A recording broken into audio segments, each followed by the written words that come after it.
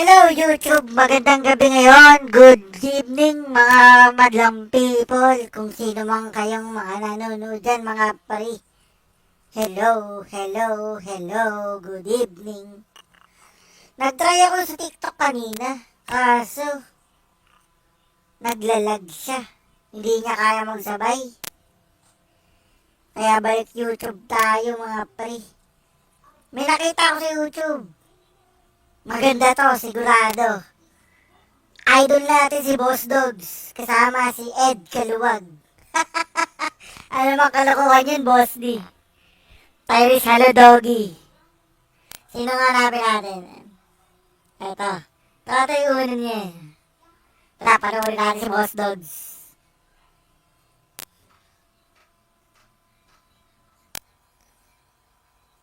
Merong nakaano eh. Yan si Boss Dogs to Boss Dogs. Shoutout Boss Dogs.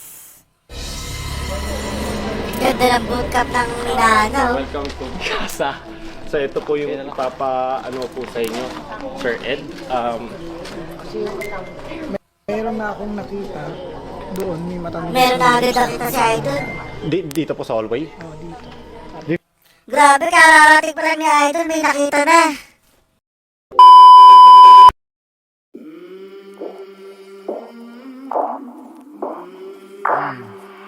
I came from the mud. There's dirt on my hands. V, sa hallway nga, yun nga. So, Yun yung tumatawid dyan. tumatawid po siya palagi. Ayun po yung mga nakikita ng mga player po namin. Tapos Nakabahan na sila rin. gusto niyo po muna sir magpahinga or ano? Hindi, ano, Kain muna.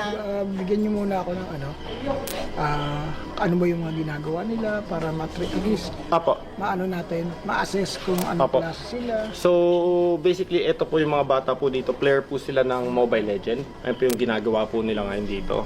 Ayan bootcamp ng Minana Ibos dati. Bahay na ni Boss Dogs yan ngayon, sa Pampanga. Parang bootcamp po siya. Dito po yung bahay ko, dito yung pinag-i-stayan nila, nagpa-practice po sila palagi. So, sa mga upcoming po nilang tournament and events, mga ganun po.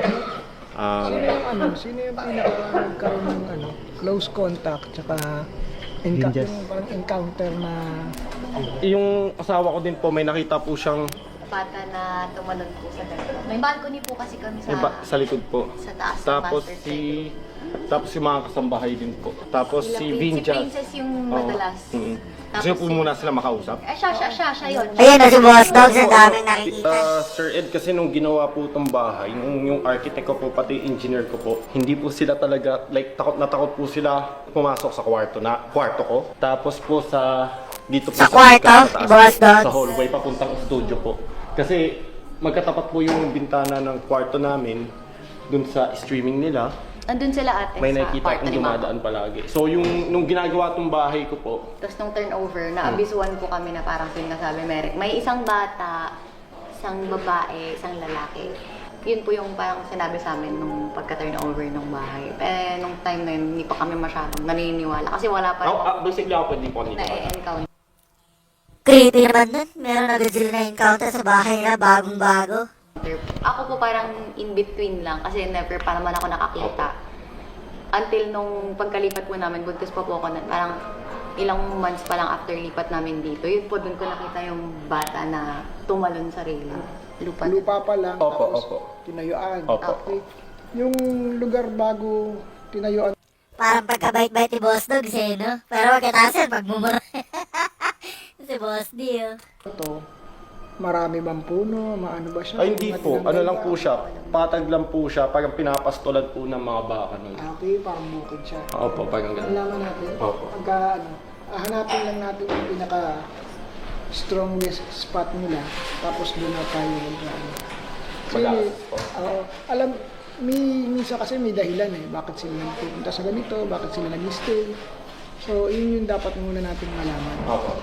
At least, alam natin kung may dahilan ba sila, bakit sila nandito. Yan po si Princess, our beautiful princess. Siya po yung one of dito po na tao naka-encounter? Ay, doon po sa may studio po. Nung unang araw ko po dito mag-start ng trabaho. Bale sa dalawang toilet na magkatapat, yung dito po.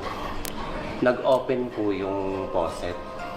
Kasi mag-isa ko lang po, tulog po lahat ng player. Akala ko po, binibiro ako ni Aryan. Si Aryan po nandito naglilinis na po. Chinek ko po, walang namang tao. Kinatok ko pa, walang tao sa loob. Pero naka-open yung faucet. Tapos dito po sa likod, yung Ba't kinakabahan ka? yung pong sa likod po yung mga yung yapak po, nakakala mong tumatakbo po dyan sa labas. Bali, puro bato-bato po kasi sa likod. Kaya alam mo po yung normal na yapak ng tao sa yapak po ng hayop eh. Pero mabilis po yung yapak na Tapos yung anino po na korting tao pero anino naman po siya. Yes. Yun yung tinanong ko sa kanya kanina. Anino Kasi po. nakita ko na siya sa taas. Sa glass. Ayun yung mga nakikita nila dito sa bahay ni Boss Dogs. Imposible naman tao kasi Opo, kasi minsan po pag anino titignan mo sa ibaba po pero hindi po nakatayo po siyang anino. kung ano yung mga ginagawa ng mga yan, kunyari, paparamdam, lumalakad, tumatakbo, ina-assume kasi nila na yung lugar ay kanila. Kaya sila gumagalaw dyan, kaya sila umiikot. Is parang pakaramdam nila yung lugar, ano na nila, bahay. Yung pong nananakit po ba? Ano po yun? Sila pa rin po ba yun? Or hindi na po? Kasi dito po nagsasampay po ako ng damit. Mga past 8 na po yun. May namamato po sa akin dyan sa likod. Hindi ko naman po alam kung sino. Laking takot po na po kasi kung nilalaro po ba or ano po. Hindi, lahat ng ginagawa nila is according do sa capacity na nila. No? Ibig sabihin, kung kaya kanyang batuhin, malakas yun.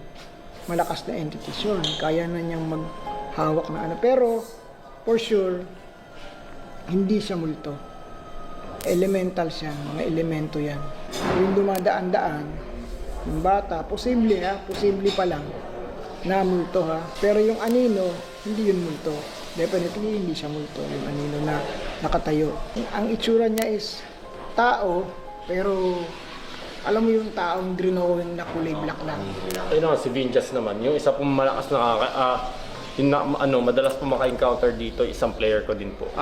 Yung experience ko, yung brownout muna. Yung nag-brownout nung isang araw ata yun. Kumuha kasi ako pagkain nandun sa kwarto namin. Tapos, ayun, di pababa ako nun. Sakto may parang biglang sumulpot na bata na basketball jersey. Tapos may dala-dala siyang bola.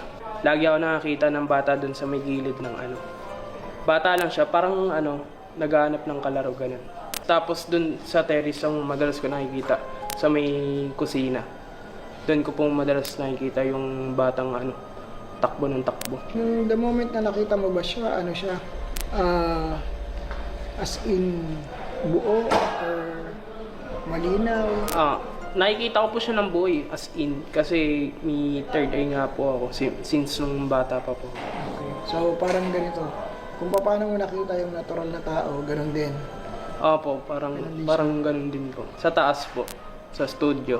Hindi ko po masyado nakita.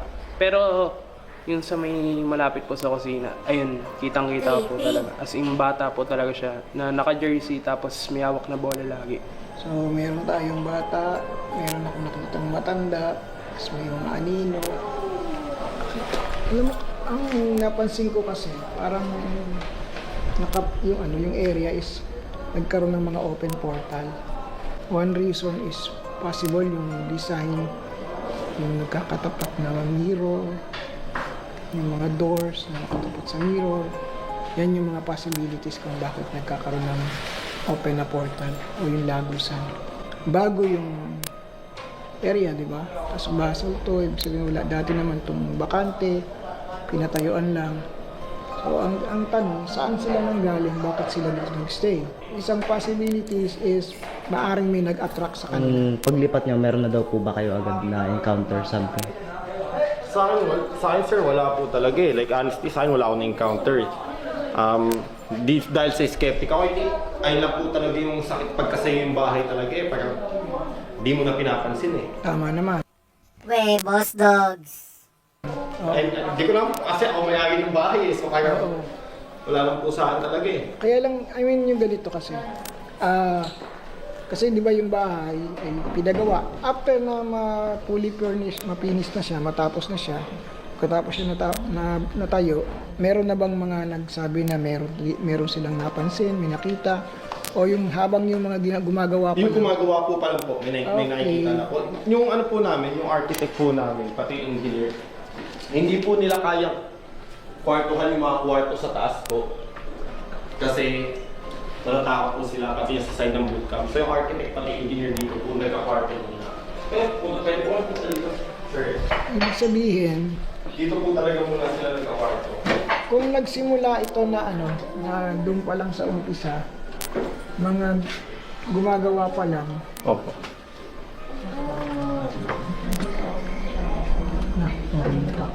wala to. Dito po kumakwarto, Sir Ed, yung architect pati engineer. Neutral yung area. Ang ibig sabihin nun, kung nung nagsisimula pa lang na sila pa lang mismo gumagawa, may mga na-encounter na, isa lang yung malinaw na cost. Sabihin, yung lupa, yung lugar mismo, na natayuan nyo ng bahay ay lugar nila. So mostly, mas marami yung elementals na narito. Kasi kung ito ay natangay lang o nadala lang dito, dapat nung nabuo na siya at saka pa lang nagkaroon. Opo. Pero day one o nung ginagawa pa lang, sila mismo mga gumagawa may nararamdaman na. Ibig sabihin, yung mismong lugar na nasakop ninyo, nasakop ng area nyo, nandoon sila talaga o doon sa lupa na mismong tinayuan. Yes, sir. So, siguro pahinga lang konti, then hanapin ko yung spot kung saan sila nagmula. Dito po yung hallway na ayaw puntahan ng mga architect pa ganito, pati ng engineer. Tapos yung may pinakamalakas po silang nakikita, nararamdaman dito sa side ng bahay. Yung dalawang room po dun sa dulo, yung guest room sa kaliwa, tapos yung room ng anak ko. Tapos dito din po sa kwarto ko. Yung spot na to. Grabe bago pa lang yung bahay ni Boss Dogs, minumulto na. Paano pa kaya pag na-abandon dyan? Yan na.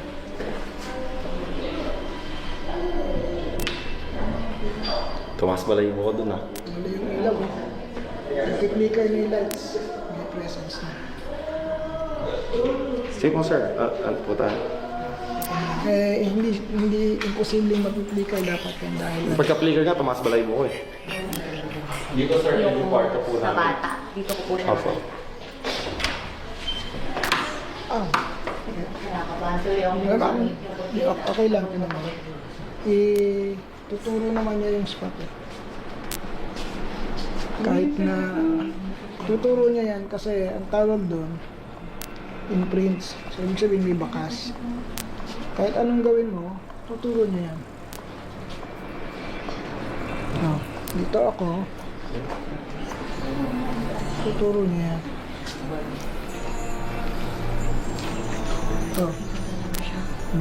Lalagpas na ako dyan. Ayan. So ito yung spot. Ma'am, pakihila nga po yung para... Buksan ko po sir Ed. Wag mo na. Oo, may bata. Kaya ako mga nagalaw eh. Magkocross ngayon dito yan. Yan.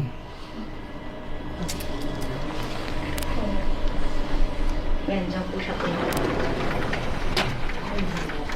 Okay. So, Ang ganda ng bahay ni Boss Dogs, no? Ang laki.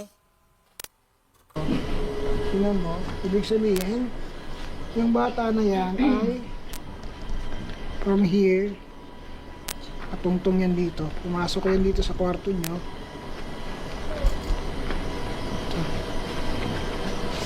So, lagpasan ko yung spot. Yan, bumabalik. Okay. Ito yung spot ng bata, pa-confirm po ah. Apo, dyan po. Yan, Apo, dyan po, dyan po. dito. Apo, dyan po siya kaway sa akin. Ayan po yung pong Yung buhok niya yung parang ano, yung ganun. Parang buhok bao. Yung parang ganun. Opo, pero bagsak po. Nakaganon. Alam mo yung, Parang buhok ng lalaki na bata. yung, alam mo yung commercial before, na parang sa Alaska. Opo, parang yun po. Yung bagsak. Opo, Parang, Wala pa rin tatalo sa Alaska. Ma-Alaska pa si Red. pinatong na ganyan, tapos pabagsak na Opo, ganyan. opo. Paano siya nakatalon? Eh, ang height niya ganyan lang. Halos ganyan lang yung height niya, di ba? Opo, pag silip ko po dyan, nakapatong na po siya dun sa... Dito? Opo, nakapatong na po siya sa rail na yan. Parang nakaganito na po siya sa akin, nakaupo na po siya ganun. Medyo bilugan yung braso niya. Opo, medyo malaman-laman ang konti. Doon. Sa lugar na yan. Doon po, malakas din po. Diyan po yung mga player na nakakita ng anino. Kahit po sila princess. Kahit po tanghaling tapat. Tapos dito din po, hindi din po kayang pasukin. Yung ano po talaga higaan po. Basically mantin po to, Sir Ed. Ito din po yung hindi nila kayang pasukin. May takot na takot po silang pumasok dito. May ano. Yung parang, Saka ako po skeptic po ako like honesty Pero feeling ko parang nanonood po sa akin dito. merong nakaano eh. Merong, alam mo yung parang merong maraming nag-whisper na gano'n. Pero baka akong ghost box. Babe, patayin nga natin yung aircon. Diyan ba sila? Andito sa akin yung ano. Pakitawag nga po yung mga kasama ko. Ghost box daw po. Ma! Ba't bumukas yan? Hindi ko alam. Ito nga yung laman ng ano, tapos wala ka dyan. Ben, Hindi tiyogin mo to. bumukas? Bumukas yung TV. Andito tiyogin mo to sa side ko, ng kama. Hindi ko ba kayong makausap?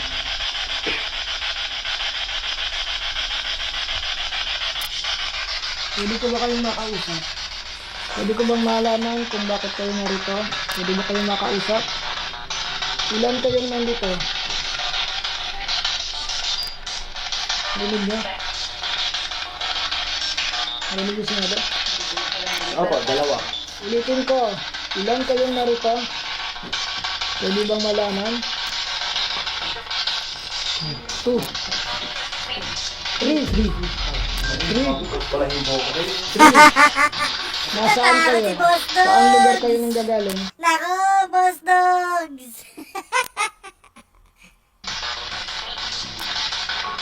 Gate. May gate. Ibig sabihin, ano to? Hindi. Yung sinabing dalawa. Ang galing sa tenga ko yung bulong kanina. Okay? Oo. Yung sinabing 2? Oo. Nandun sa ano? Yung room na mayroong malaking box. Narinig ko 3. Hindi ko masyado narinig yung 2, pero yung Saan po yung room? Alin po, sir? Meron bang room dito na mayroong box na malaki? Box na malaki po. Yung box. Yung na 2. Baka po dito yung may cabinet po kaming brown dito. Yung cabinet na pinagawa mo. Alis. Bakit mo ako pinapaalis? Sino ka? Bakit mo ako pinapaalis? Sino ka? Ito. Ito ba ang sinasabi mo?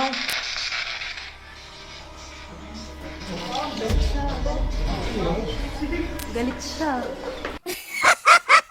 Wala niyang Boss Dogs, tumakbo. Kunin mo yun, tangin mo, gamit mo yun. Kunin mo yung gamit mo, tangin mo. Sabihin mo sa akin, dito ba? Ano nga pa sabi? Alis. Sabihin mo ako. Ikaw yung nagpapaalis sa akin kanina. Anong pangalan mo? Ano? Linawin mo, anong pangalan mo? Lisa, narinig mo? Babae yung nagsalita, Lisa. Tama ba? Ikaw ba si Lisa? Sagutin mo ako, ikaw ba si Lisa? Alis na naman, ayun, alis. Pero yun ang sinasabi nila, alis. Dami po. Ang daming sasalita po. Maraming gustong makipag-communicate pero pipiliin lang natin yung Kakausapin. kaya direct yung sinasabi ko, ikaw ba yung babaeng nagpaparamdam dito? Anong pangalan mo? Sagot niya, Lisa. Ibig sabihin, si Lisa yung nagpaparamdam dito sa spot na to. Humagol lang kanina sa nung una kasi, ang tanong ko, ilan kayong narito? Sabi, nung una, dalawa silang nandun. Pag galing po yung sa side ng tenga. Tapos, biglang 3. Sabihin, meron dumating na isa. So, 3 na yung na-encounter natin. Tutulog sa amin. Sa gitna namin. Kung saan pa tayo matutulog? Sa sala na tayo lahat. Tingin, anong nakita? Naglalaro po sila. Ha? Naglalaro po sila. Naglalaro. Dalawa. Kasi sabi niya, amin yung balon. So, yun lang yung argument nila. Grabe yung bahay ni Boss Dogs. Tara, panoorin natin yung susunod.